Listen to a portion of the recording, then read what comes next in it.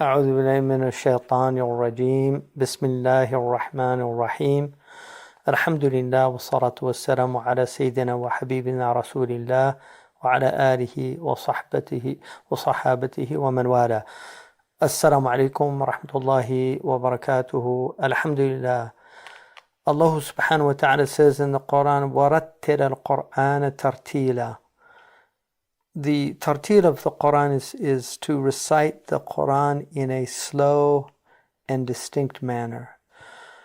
So this is a command.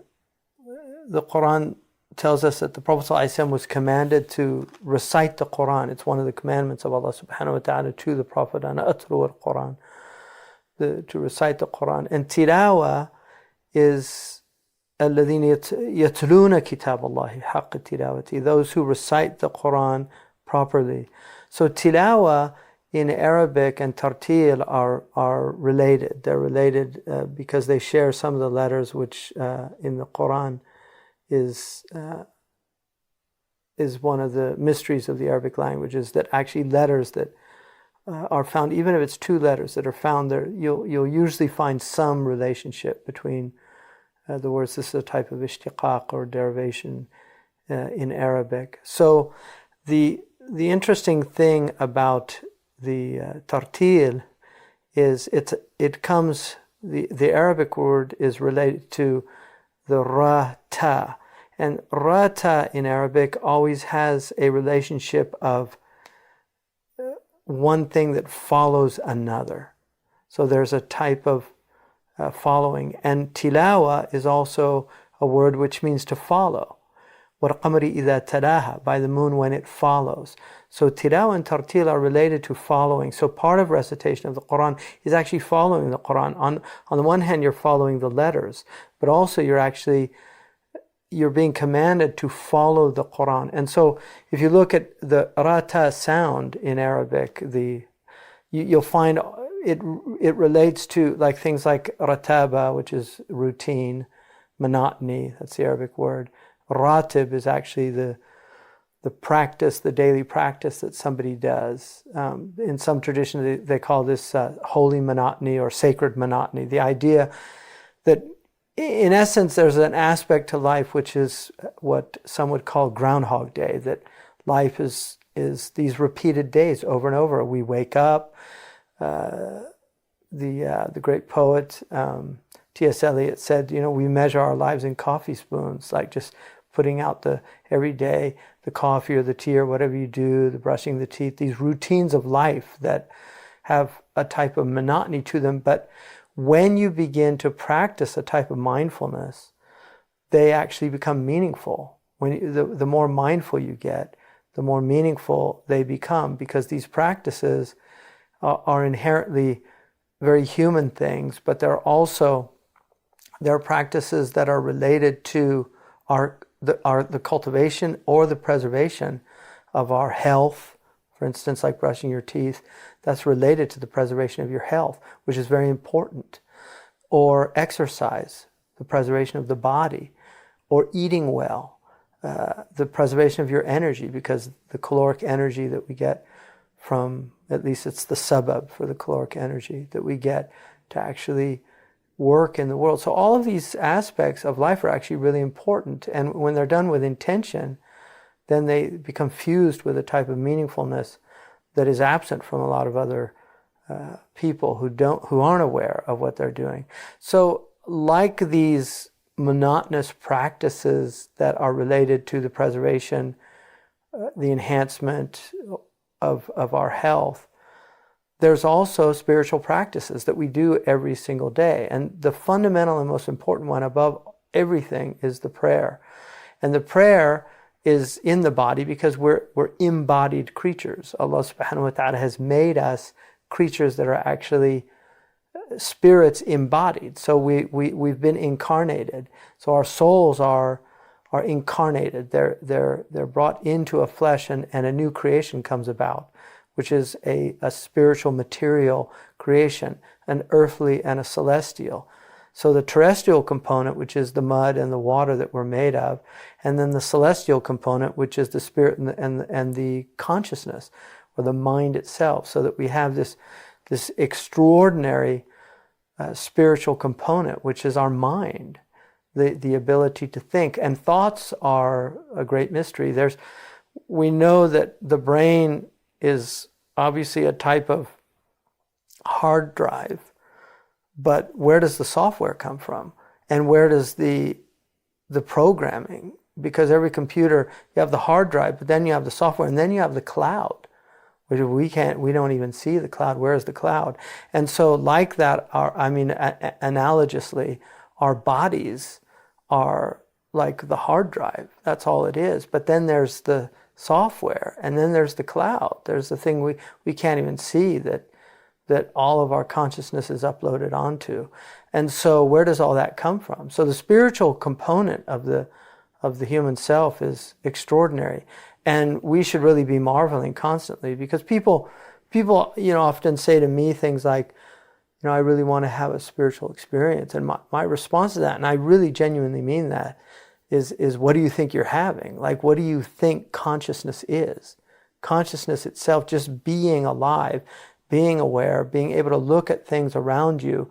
And this is a spiritual experience, because it is, although it's through the vehicle of the five senses, but the five senses are only the vehicle for the experience. The experience transcends the five senses.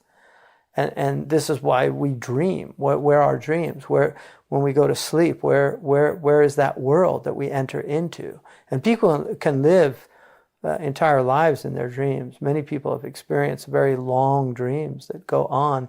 And yet, if you actually measure it, the way we now know how to measure the dream period of sleep, it's actually very short periods of time. So how is that time expanded or contracted? And this is part of the mystery of just being in the world. We all have experienced, those of us who have gone to Medina or Mecca, we've experienced the time expansion that occurs in those places. We also, for instance, in Ramadan, will experience a shift in our own consciousness. Time can actually expand. It seems you get more done. We call that barakah. And when you look at some of the lives of the people of the past, where did they get the time to do all they did? We have qadis, literally judges, who had full-time jobs. And when you look at their actual intellectual production, people like Averroes, Ibn Rushd, both the grandfather and the grandson. But if you look at what the actual, how did he do a commentary? He has a magisterial, the grandson has a magisterial work on the four madhabs, Bidayat al-Mujtahid, which is still used to this day. It's an important work. It's probably the single most important work in comparative fiqh. And yet this man was a judge. He was married. He had a family. He had a social life. And then on top of that, in his spare time, he was able to write commentaries on most of the books of Aristotle. And if you read just, for instance, his longer commentary of the Aristotle's De Anima, it's mind-boggling. How could one man know so much, but how could he produce so much in a lifetime? Or if you look at somebody like Fakhruddin al-Razi, how did he do this? One of their secrets is that they really understood the routine nature of life. It's interesting that routine has ra and ta in it. So even in our English language, the rata has that sound. Well, I'll tell you a really strange thing, that because when I was studying this, what's called the ilm al-huruf, which I've always been, since I found out about it, at least been fascinated by it. But I used to go through Hans Wehr and look at these different, when I would find out, it's called usul. Like you have usul al-lugha, which are the triliteral roots, but then you have what's called usul with a tha, which are the diliteral roots. So those are the roots that have two, and then the third one nuances it.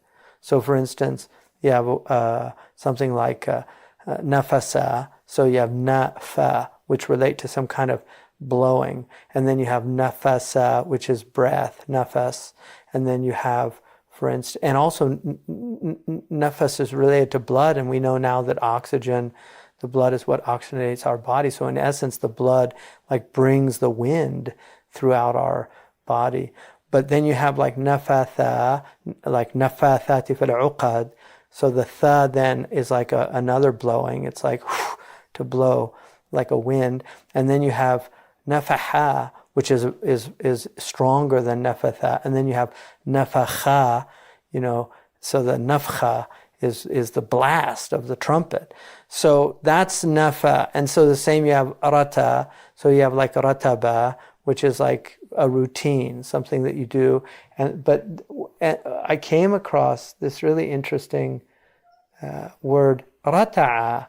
Like rataja is to lock something. And I was wondering about that, and then I realized, because it has to do with a sequence of things. So I realized actually that when you lock something, there's a sequence to traditional locks. You have to pull and then move over and slide the lock itself. So there's actual sequence. But the one that struck me was rata'a, which means to graze, like goats grazing, yarta'u. And I was wondering, is there a relationship? And so I actually looked up how goats graze, and I was stunned to find out that they actually first eat the tops, and then they move, and then they come back and do the middle, and then they move, and then they go back and do the... So there's an actual sequential... The way they eat grass is done sequentially.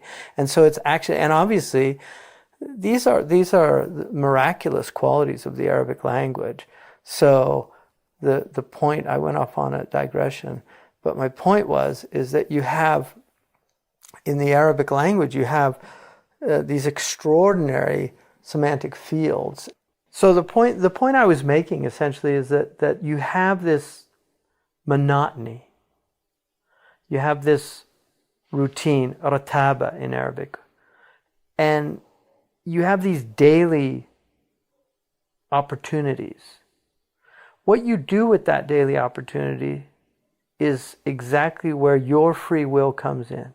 You choose. Each one of us chooses how we're going to use this day.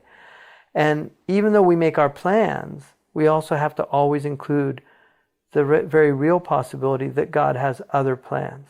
In fact, Ibn Ata'illah says that the fool wakes up in the morning and says, what am I going to do today? And the wise man wakes up in the morning and says, what is God going to do with me today?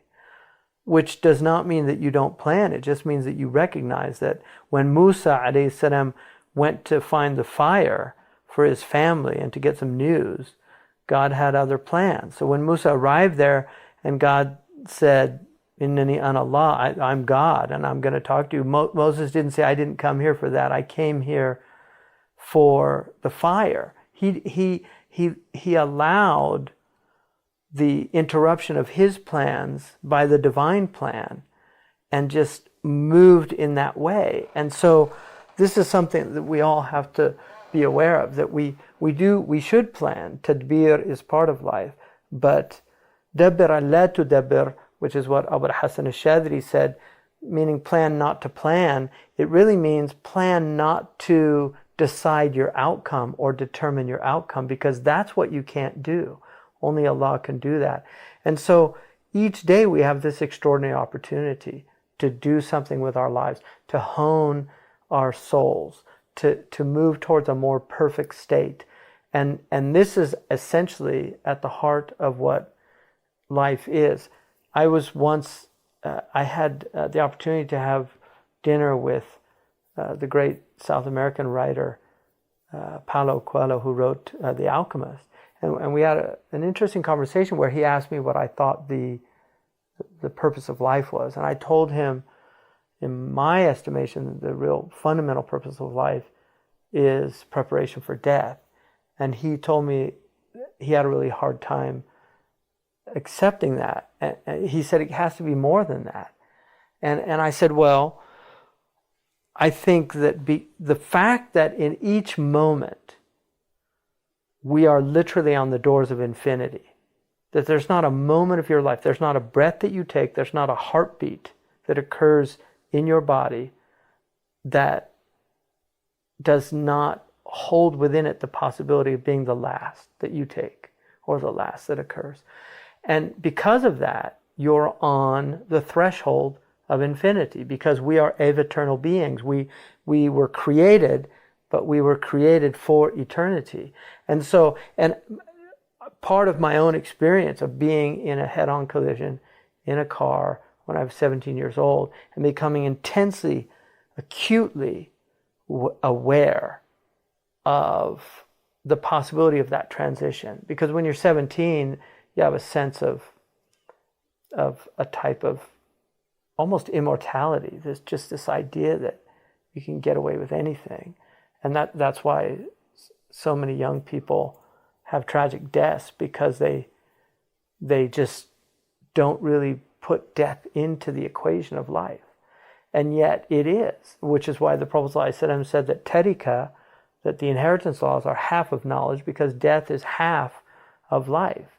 We are all going to die. And so then it becomes, how do I prepare for death?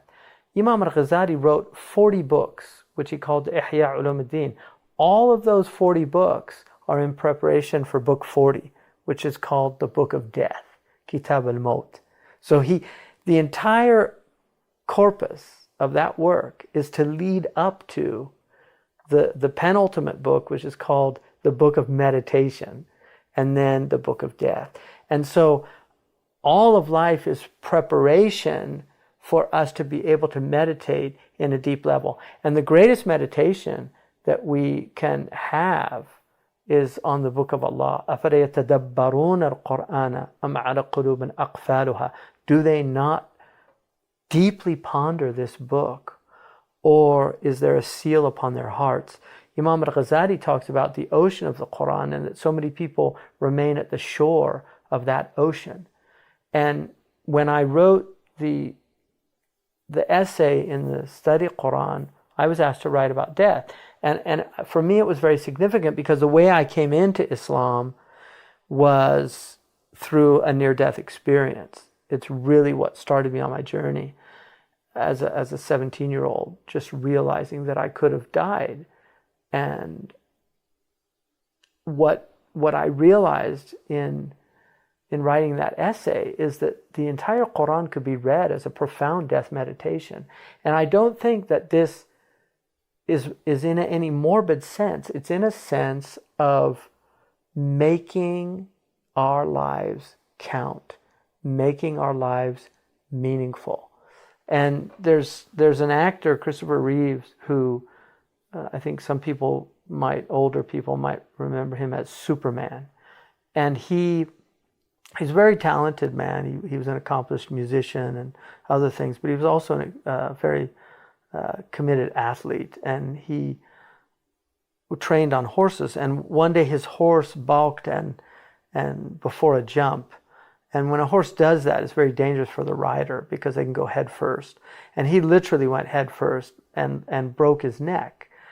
And I saw him in an interview, and the woman asked him, like, how was he able to have this attitude that, projected a type of positivity about his condition? And he said that he realized when this happened that there were two ways to view it. One, that it was meaningless, in other words, absurd. And the other, that it was meaningful. And that's a beautiful word, meaningful, which literally means full of meaning. And so that's what he chose. And that's where free choice comes into it, is to see what happens to us. It's our responses to what happens to us which distinguish us amongst people.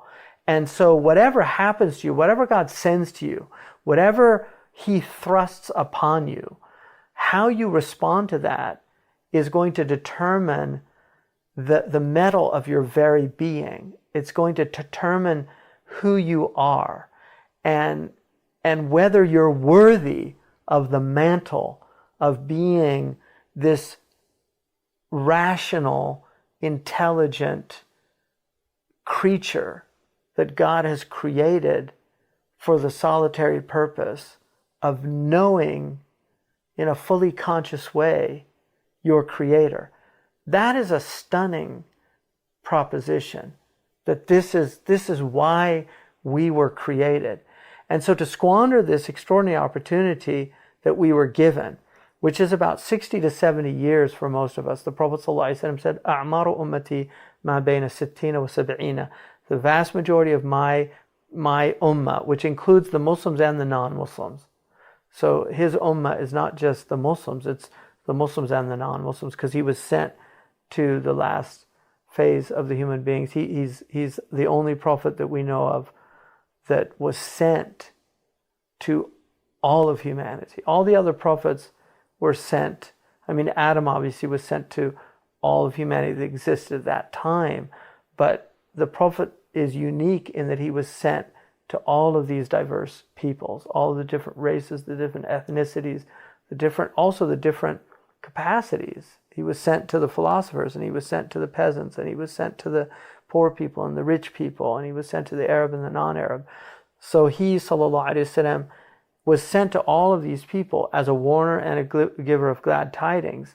And so he said, the majority of my people live between 60 and 70 years, which is pretty consistent with what we know with modern science now. So you have between 60 and 70 years, the majority of us. Some of us will die before that, and others will live beyond that, but not much, 10, 20, 30, maximum maybe 40 or 50 years beyond that. I mean, I think the oldest person was 122 recently. So the opportunity that you have is not a lot of time. It's about 20,000 days. It's just not a lot of time. And so each day becomes in this holy monotony of just doing the work, doing the practice, doing the things that God has given us to do. And one of the most important ones is reading the Quran on a daily basis and really doing one's best to focus and to concentrate on the book. And although the translation in no way can ever convey the power of the Arabic embodiment of the meanings. It just simply can't. And I say that as somebody who knows English relatively well and who knows Arabic relatively well. I just cannot emphasize enough the fact that the impoverishment of translations, the inability of the translation, and I would argue in any language, simply because of the extraordinary richness of the Arabic vocabulary, of the syntactical possibilities of the Quranic structures, but also the newness of the Arabic language. The fact that the Quranic language in and of itself is an entirely new type of language. So, but despite that, if one does not have Arabic, one should at least attempt to learn it devotionally, to be able to recite it, and then just to take a portion of it each day and to try to look into the meanings from whatever translations that you can find, as long as they're good ones. So that is, I think, one of the most important practices that one can do every day. And I'm always bewildered by people that have a lot of awrad, and yet they don't have a serious wird from the Quran. Like, I would put the Quran before any awrad. And the teachers that I've had, like Murabt al-Hajj, لم يفتر لسانه عن ذكر الله, and his dhikr was the Quran. He just, mashallah, he constantly recited the Quran. Sheikh Abdullah bin Bayya, I've spent many a good deal amount of time with him, constant recitation of Quran, constantly, and also constantly coming upon new meanings. I mean, I had a really extraordinary, and I'll conclude with this. I had a very extraordinary experience the other day, because I had this little makeshift sundial, and I fortunately, where we live in California, there's a lot of sun, and Murabt al-Hajj always measured every single day when the sun was out. He always measured the shadows to determine the prayer times every single day. And there's a hadith in Al-Hakim radiyallahu anhu that says that the best of the servants of Allah, خير عباد الله الذين يراعون الأهلة والأذلة ذكرا لله, that the best of the servants of God are those who are constant in their vigilance of monitoring the shadows and the new moons as a way of remembering God. And these are the mu'adhinun, the people that call people to prayer. So traditionally, that's how they did it. They would measure the shadows. And so he did that every single day, and he taught me how to do that, rahimahullah. And so I was measuring the shadow, but I sat there watching. I had a little makeshift sundial, and the gnomon, which was a pencil poked into a paper plate.